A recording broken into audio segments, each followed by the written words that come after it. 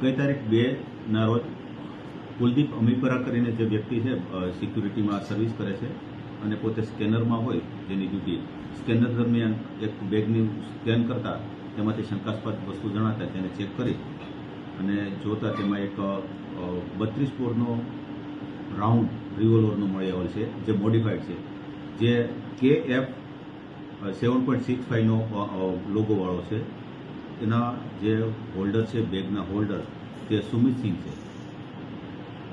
સુમિત સિંહની પૂછપરછ કરતાં આ રાખવા બાબતે કોઈ લાયસન્સ કે પરવાનો હોય તો રજૂ કરવા જણાવતા તે પોતાની પાસે આ બાબતે કોઈ પરવાનો ન હોવાનું જણાવ્યું, જેથી તેની સામે કુલદીપ અમીપરાએ આર્મ્સ એક્ટ અને એરક્રાફ્ટ એક્ટ કલમ 10 મુજબની ફરિયાદ આપતા પોસ્ટે નોંધવામાં આવેલ છે, જેની તપાસ PIC કરે છે.